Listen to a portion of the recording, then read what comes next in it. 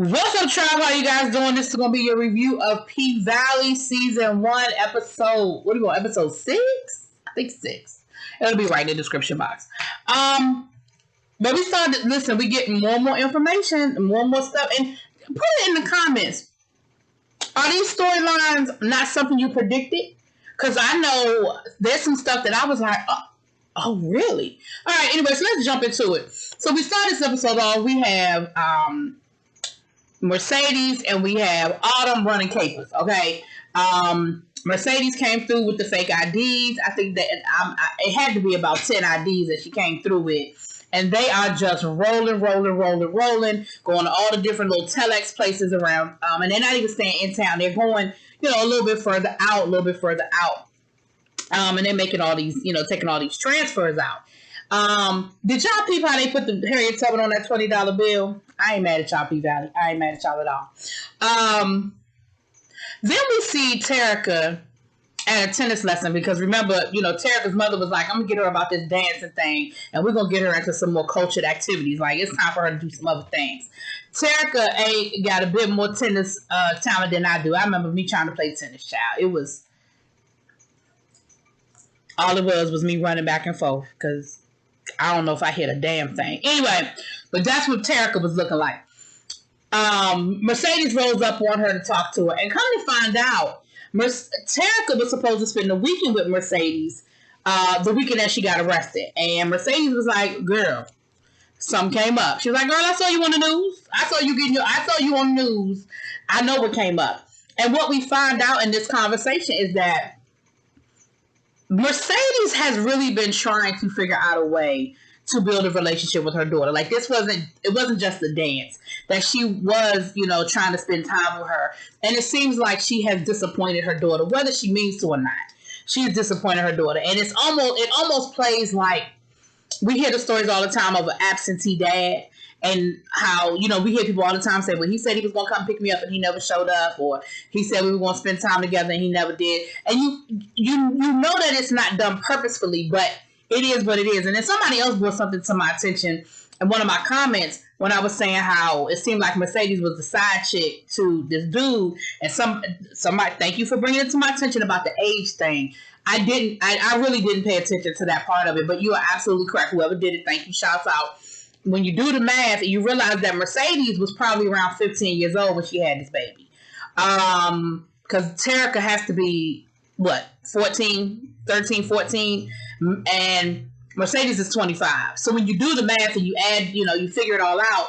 So, no, she wasn't a side chick to anybody because you're absolutely correct. 25, a 15-year-old child, and clearly by the looks of Terica's stepmama, she ain't no spring chicken. I mean, she's got to be in her mid-late 30s, right? So, anyway, and we still don't know how the daddy died, but it seems like stepmama ain't, holding no vigils for him, okay?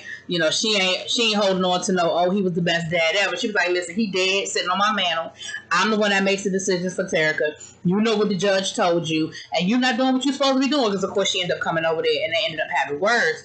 And she said, listen, you are not doing what you're supposed to be doing. You out, first you're working at the strip club, then you out here fighting like a common, hood, and it's all over the news. Like, I don't know how you think that's going to play before a judge, but I'm going to tell you how it's going to play before a judge.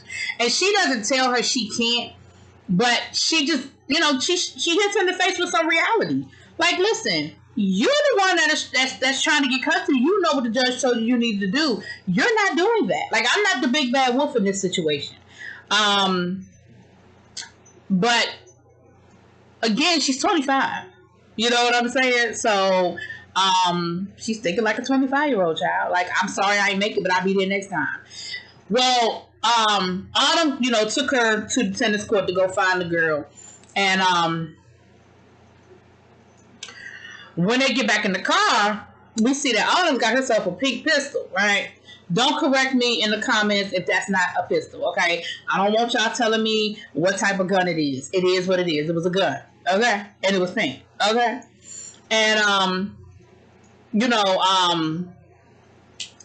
Autumn says, she said, oh, look at you packing heat. And Autumn was like, listen, ever since I started running around with all this cash, but, don't get it twisted. Like, I ain't no killer, but don't push me, Shout out to Tupac.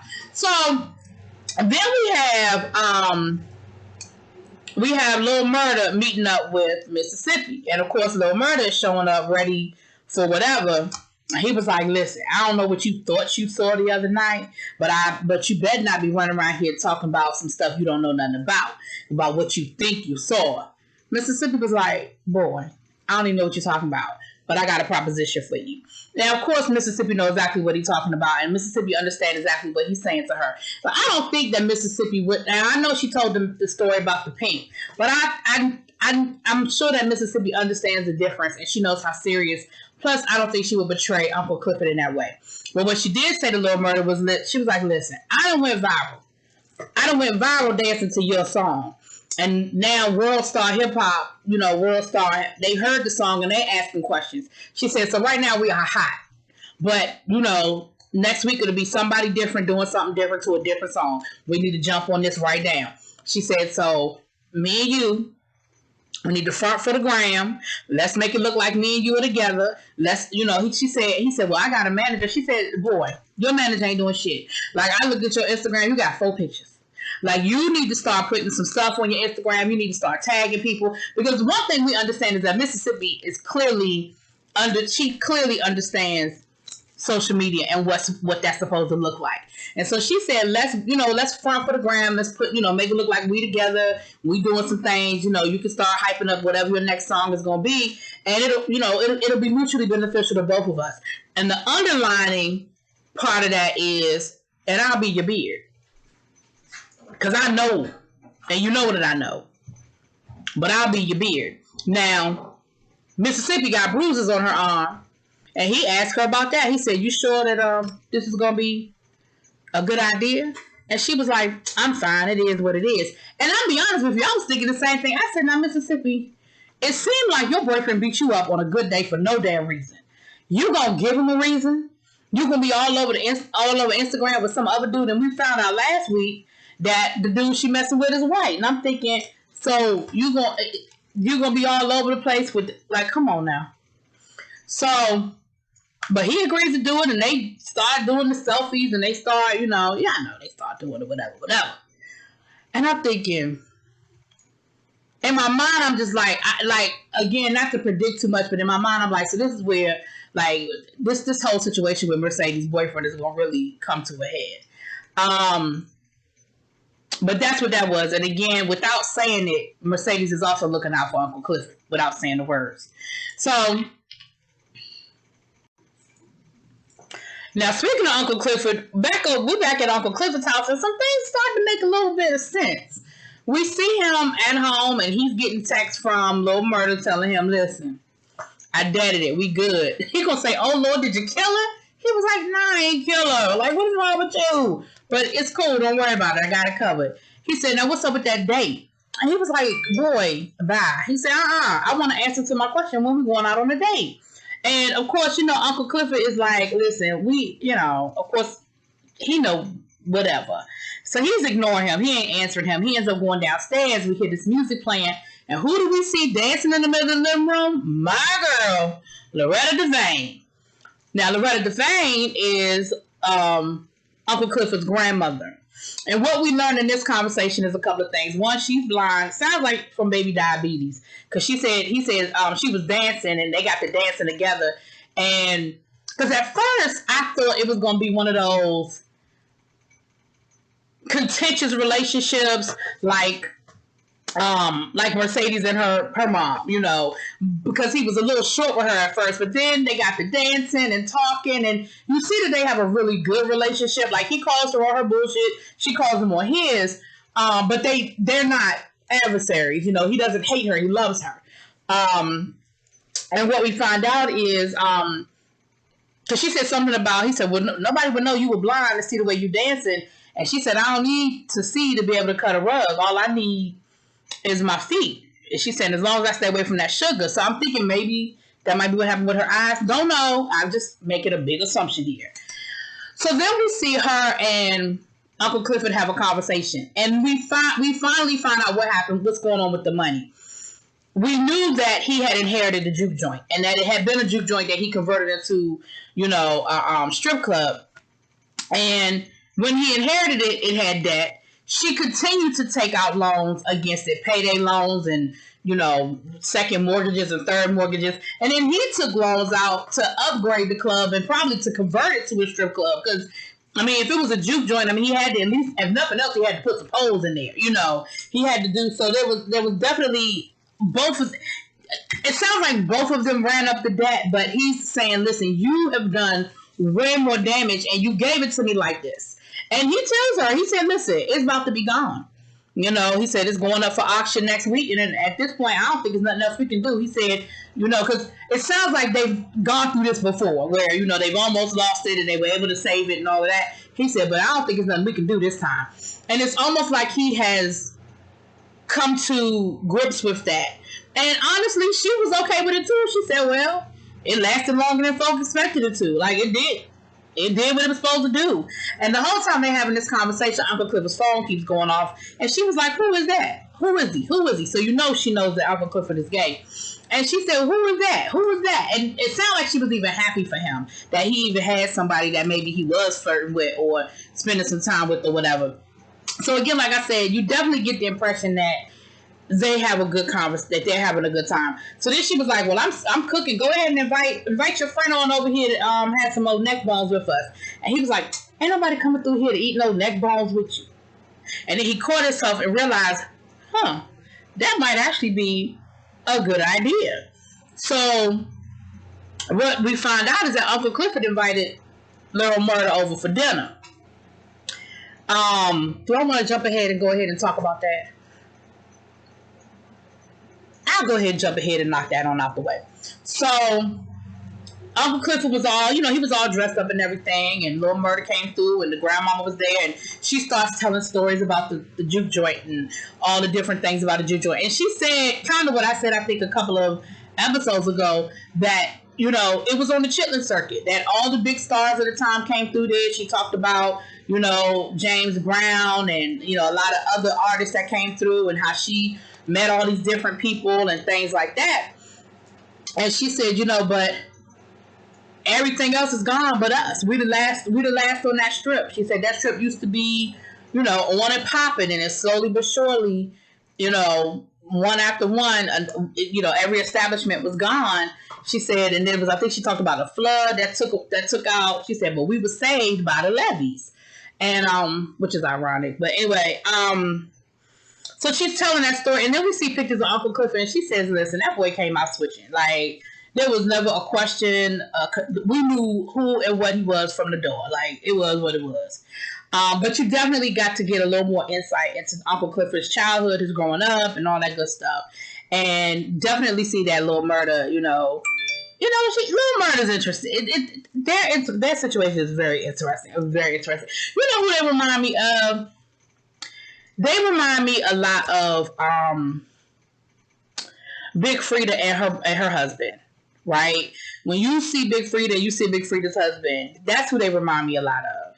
Y'all tell me in the comments if y'all know what I'm talking about. Okay. So then we get down to the hotel and we see what's his name? The white boy drug dealer that was running oxycodone through the club, and Big L came to see him. And he said, listen, man, you need to figure out how we're gonna he said, the club is about to be closed. You about to lose that spot as a place to keep your drugs. He said, so man, you need to figure out some stuff. Let's do a deal. He was like, what about Uncle Clifford? He said, don't worry about Uncle Clifford. I got Uncle Clifford covered. And I believe him. I don't think he's trying to backstab Uncle Clifford, but I do think he's trying to, one, look out for himself, knowing that the club is going to close. But I do think he's going to take care of Uncle Clifford. I believe that. One thing, Uncle Clifford's personality, he incites loyalty from people. We saw it with Mississippi. Even though they're going to get something out of the deal, they're going to look out for Uncle Clifford too. And it's the same thing with this. He's brokering a deal with the dude to figure out where he's going to keep his drugs without including Uncle Clifford. But I do believe he's going to kick something back to Uncle Clifford. He also said, don't tell Gigi I'm in town. Gigi, whatever child's name is. Because remember, that's supposed to be her little boyfriend. Because he even said, how did you find me? Big L was like, oh, he said, I can always find the candy man. He said, everybody know where the candy man is. So they had that little situation going on. Then we see Uncle Clifford at the nail salon. Were y'all shocked to hear Uncle Clifford speaking? Now, I don't want to sound ignorant, so I don't know if he was speaking Korean or Chinese. But were y'all surprised when Uncle Clifford started talking to his nail tech in her native language and they were actually having a conversation? But Uncle Clifford was waiting for the mayor's secretary. Remember, I told y'all there was something between the mayor's secretary and Uncle Clifford. Every time they were in a scene together, Uncle Clifford would make eye contact with her, and something would pass between the two of them. Now I know I didn't mean to be offensive. I didn't know whether I didn't know, but I knew there was a connection. Well, come to find out, she worked at the club, and Uncle Clifford said, "You was the first hoe I graduated."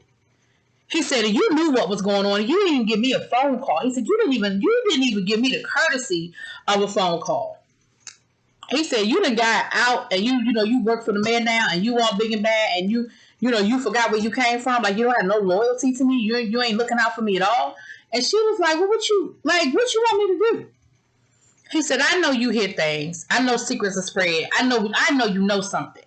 And she was like, Uncle Clifford, there's nothing I can do. Like, it is what it is. It's nothing I can do to save you. She was like, yeah, asshole. But I ain't got nothing for you. And he tells her, he said, listen, I don't even want to hear all of that. He said, you was the first hoe I graduated, but you better make sure you're not the last. Like, you owe that. And you can see the look on her face that sort of, the look sort of turns or whatever. So then we down to Thelma and Louise, Autumn and Mercedes, okay? They're at the same little spot getting breakfast or eating lunch or dinner, whatever the hell they doing, child. And Autumn is giving Mercedes money to go get her car out of the impound. I didn't even realize her car was still in the impound. To go get her car out the impound. And she tells her, she said, listen, because we need to start driving out of the area to get some, these last couple of runs need to be a little bit further out. So I need you to have my car because we could do double the time if we're not riding together.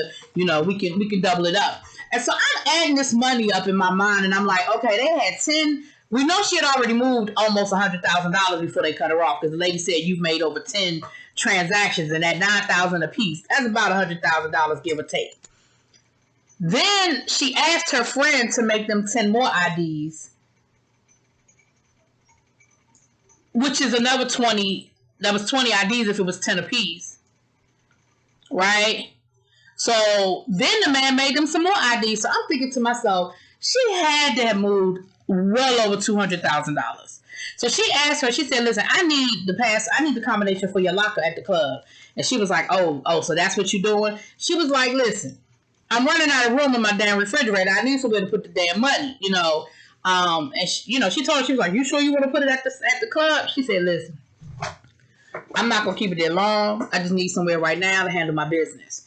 And I was talking to my boy today, my boy Chris, who I do the podcast with, and we came up with a couple of theories on that. But we'll talk about it on the podcast. Check us out on the TSF Entertainment Podcast. We'll talk about it there. But as far as why she really wanted the combination and the money anyway. Then she starts giving Mercedes, once again, she's giving Mercedes money tips on what to do with the money. She said, listen, this is what you need to do with the money. When you start transferring the money, you do it here, you transfer it to Bitcoin, and then you put it in currency. Once you put it in a different currency, you can... I was like, so this woman knows her way around money. I don't know in what capacity. I've come up with some theories. My newest theory is that this dude that's posing as her husband, I don't think that's really her husband. I think maybe she was working for him. Maybe she was his money man, helping him wash some money and launder some money. And maybe she got greedy and was stealing the money. And that is what we saw. That whole scene with him putting the gun to her head. I think we've assumed that it was a domestic violence situation. I don't know now. I don't know. Because that dude is coming off real shady his damn self. Her husband, or the guy that we were saying, or that I was saying, I shouldn't say we. But now I'm thinking maybe it's a little different, okay? I don't know, y'all. I'm just throwing some theories out. We'll get there. So then while they're doing that, Andre comes walking through there. And we find out that her and Andre have not spoken. And Andre still ends up buying them lunch. And Mercedes was like, damn, like, he done bought you lunch and you ain't even opened up your mouth. Like, girl, you got to do shooketh. But, neither here nor there, child. Yeah, I know she was, Autumn was like, ain't nobody tripping off of Andre like that. Ain't nobody tripping off of Andre like that. Next, we see Andre with the three brothers, right? With, Connor, was it Connor? Colin, Conan, Coco, Kiki, and his two brothers. And they are signing the paperwork because remember, he was not trying to sign the paperwork. He was like, we need to lease our land. I'm really not down with signing off on this. And he still ain't there, right? But they're at the house and they're reminiscing. They got this little antique gun from the Civil War that their daddy had on the side of the Confederacy. And, you know, so they get ready to sign the paper. And remember, last time they signed the paper on Andre's iPad, he said, well, this time let's go old-fashioned. Let's do it on the paper. And I think we're going to get to that.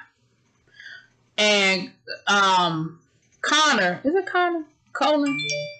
Anyway, the illegitimate brother, he still ain't trying to sign it. He's trying to convince them to do the lease agreement. He was like, it's more money if we do a lease for long term. He was like, I'm trying to create a legacy for me and my family. And they were like, fuck you and fuck your family. Like, you know, we going for the quick sale. We don't give, he was like, and they were like, why you worried about a legacy? He was like, that's how y'all got what y'all got. Because it was passed down to y'all. Y'all didn't earn none of the shit that y'all have. He was like, I'm just a farmer trying to make sure that I can take care of my family for the long haul and do proud by our daddy. He was like, fuck you and your daddy. Like, I don't like that. I don't like his ass.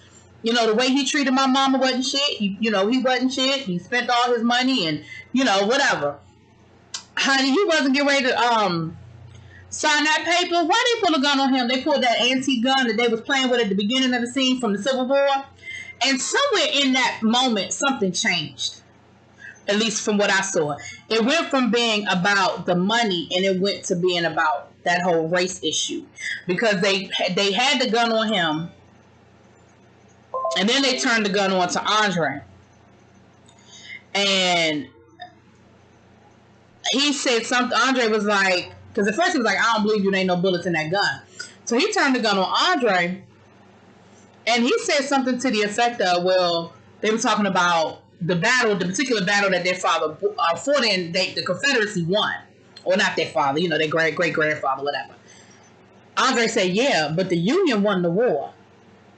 He said, are you sure the war's over? Or something to that effect, talking about some, you know, that war ain't over yet. And so for me, it went from being about the money and signing on that contract to being about race and how they really didn't give a fuck about their brother or Andre as a black man. And I think in that moment, he absolutely could have killed both of them and got away with it and kept it moving. Like, and the thing is, even if he killed Andre, that doesn't mean that the deal was dead. It wasn't Andre's company. They just went to the next person. They would call it the company themselves and still make the deal, you know.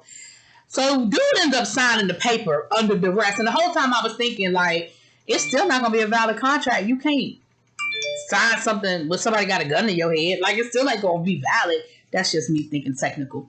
But what we saw later on was we saw Andre actually call his boss. And he convinced his boss to do a lease.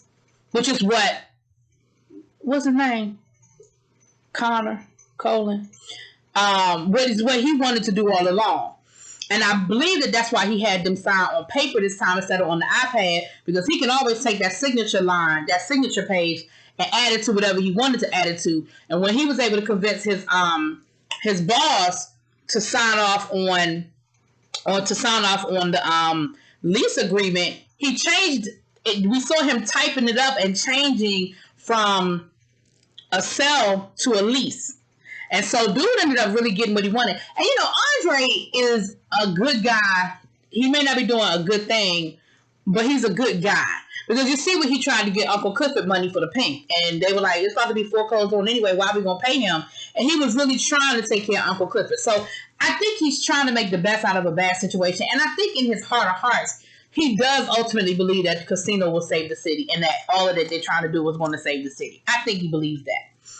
Later on, we see him talking to his wife. And that was an interesting conversation because he was telling his wife about the lease thing and how he was able to get something done, and he knew that, you know, his grandfather wasn't going to be happy about it. And she was like, well, then why would you do it? Like, why, you know, you down there to do a job. Just do what the fuck you're supposed to do and come back home. And he was like, but I think, you know, this would save the town. You know, this is my home too. She was like, no, that's not your home. Atlanta is your home. And that really pissed him off. And he ended up getting off the phone with her because, you know, I'm sure in his mind, however long he lived there, it doesn't sound like he lived there a long time, but however long he lived there, he believes that that's where his roots are. And he does believe that that's his home. So that was very interesting to see that dynamic with him and his wife. Yeah, so that was interesting. So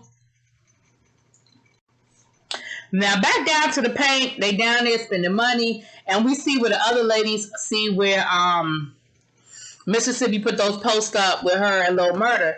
And Gidget is telling her, like, are you fucking stupid? Like, you know that your boyfriend is crazy on a good day.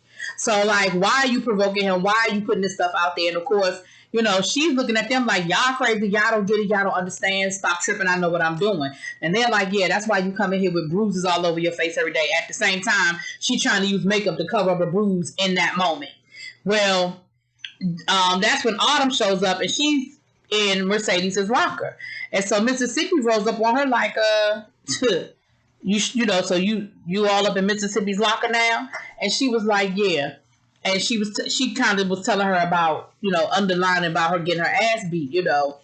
So Autumn shows, and this is how I know she wasn't planning on keeping no money in there for no long term, because she shows Mercedes the gun, that little pink gun, shows her that it's in there, and then gave her the combination, was like, if you ever want to handle your business, you know, gave her the combination to it. Then we see this really tender moment between Mercedes and Autumn. Like, you see with their relationship, yes, it's a business, but you see that they are starting to kind of get to know each other a little bit. And they're at Mercedes' house, and Autumn ends up going into the room that she decorated for her daughter, you know. And Mercedes actually opens up to her and says, listen, I've been decorating, you know, this room for 10 years, you know, and, you know, she don't even like purple anymore because she had painted the room purple.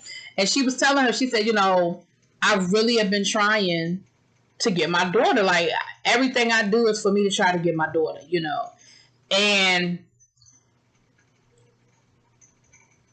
Autumn encourages her, do whatever you have to do. Because, of course, we know because she lost her daughter.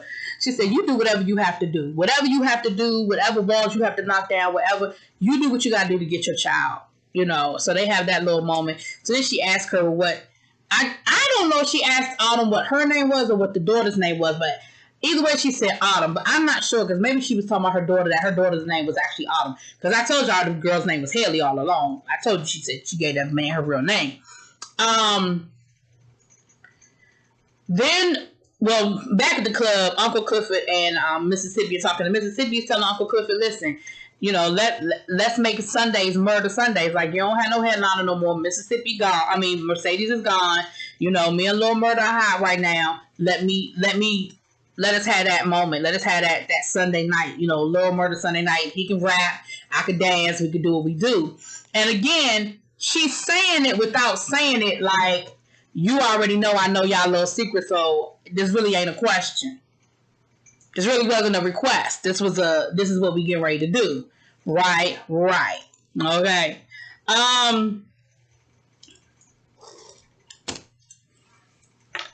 We almost done. This is running real long. We almost done, y'all. We almost done. I think it's only like one or two more things. Hold on. So there's this scene with Mississippi and Lil Murda at the studio with him, you know, and his boys or whatever. And Mississippi even covers for him at the studio because his, you know, I guess his producer was like, it might have been DJ Never Scared. It was like, where were you? I was trying to, like, you know, you only as good as your last hit. Like, we got to get in the studio. We got to put something else on the table. And he said, I was calling you the other night. You ain't answered. Where were you? And Lil Murda sort of was hesitating, like he was trying to figure out what he was going to say. And Mississippi, you know, took up for him and was like, we was together, and she got the grinding all on him and kissing and everything. And one of Lil Murda's boys was on the sideline looking. And I don't think it was the dude he punched in the face, but I also feel like it was a dude that either he wasn't feeling what Lil Murda was selling, or he knows Mississippi's boyfriend, and he was like, Because something about that moment that he wasn't feeling it. Like I said, I'm not sure where that's going to come into play. But he wasn't feeling it at all. Now back to the club. Old girl comes through.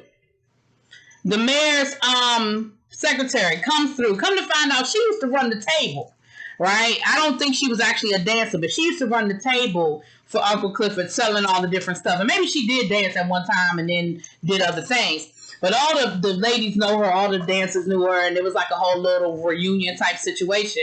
So she asked if she could talk to Uncle Clifford privately. So they end up going outside, and she tells him, she said, listen, that man treats me like shit. She said, he talks to me as if I'm not even in the room. I mean, he talks around me like as if I'm not in the room. And she said, you know, at first it bothered me at first. She said, but then I realized they forget that I'm here and they say all their business. And it reminded me of the slaves. Those are the types of things that the slaves would say, that they would talk around them, or even not even just the slaves, but even during segregation, a lot of stuff during the civil rights movement, the maids and the people who drove the cars and stuff, they learned a lot of inside information because people forgot they were there and treated them as if they weren't there, or that they were illiterate and couldn't understand what they were saying. And they were able to gather information and pass it on when it was like during the civil rights movement, different things about who was in the Klan and what they were planning to do and that kind of stuff. That's just a sidebar. But that's what it reminded me of. So she told Uncle Clifford, she said, listen, as far as the foreclosure and the auction, it ain't even nothing you could do about that. She said, that is what it is. She said, but I can tell you this. She said, it's not just a casino. She said, it ain't going to stop there. She said, it's bigger than that. And she said, they trying to bring new housing complexes. They trying to bring outlet malls. They're trying to do all kinds of stuff. She said, and the way that the city charter is written up is that for something like this, it has to go through, the citizens have to vote on it. She said, and the thing is, the citizens don't even know. Uncle Clifford, she said, so, you know, you can do a petition that has to have a certain amount of signatures. Uncle Clifford was like, don't nobody around here vote. She said, yeah, they don't vote. She said, but you can mobilize them, and you gotta get the information. She said, that's what we can. She said, that's really what we can do. Now, I feel like if he's able to stop the casino project, then nobody's really gonna care about the Pynk anymore. Like, I guess that's the connection. So next thing you know, Uncle Clifford is doing what? Bailing Patrice out of jail. Patrice been in jail he said she'd been there for 11 days. He said, you know what, nobody gonna bail you out. And she said, well, I'm not gonna be, and she said, well, you must want something. He said, of course I want something. She said, you paid for my bail? He said, hell no, I ain't paid for your bail. He said, I put my club up. She was like, what? He said, listen, I got a plan, you're a part of the plan, and if the plan don't work, they're gonna take my club anyway, so what the fuck does it matter? And I just feel like we saw what she did in that jail cell. We saw how she's able to talk to people and get people around her. And she, even though we know that she's dirty and how she treated her daughter, to the public, she's a pastor. You saw how on the news they said dancer beats up pastor. So she's much more respected. And she can be the face of this whole movement. And I think that's what Uncle Clifford wants to use her for. But y'all know, like I know, Mercedes ain't going to give a damn what his reasons are. Mercedes is not going to be here when she finds out that Uncle Clifford bailed her mama out of jail. And that's going to be a whole nother problem for a whole nother day. Anyway, I know this one ran long. It was a lot of information. Y'all let me know what y'all think. Drop it in those comments. Peace. Okay, my bad. I almost forgot this last little part. The guy who was making all those IDs for Mercedes and Autumn, y'all know that was the neighbor across the street with the ankle bracelet. And what we found out is that the way he kept getting around with that ankle bracelet was he kept taking it off his leg and putting it on, I guess, somebody he was paying, or his brother or somebody. He was calling him Fat Boy. And the boy was like, this is the last time I'm going to do it. And he was like, boy, whatever. As long as you're getting paid, you're going to keep doing it, right? And next thing you know, he's walking off and he walks past a missing poster. Because remember when Autumn's husband came to town, the sheriff was like, well, we'll put up some missing posters, let me get her information. One of those posters is posted with her real name. And he sees it. And that's where the episode ends. So I'm sorry that I missed that last little part, y'all. My bad.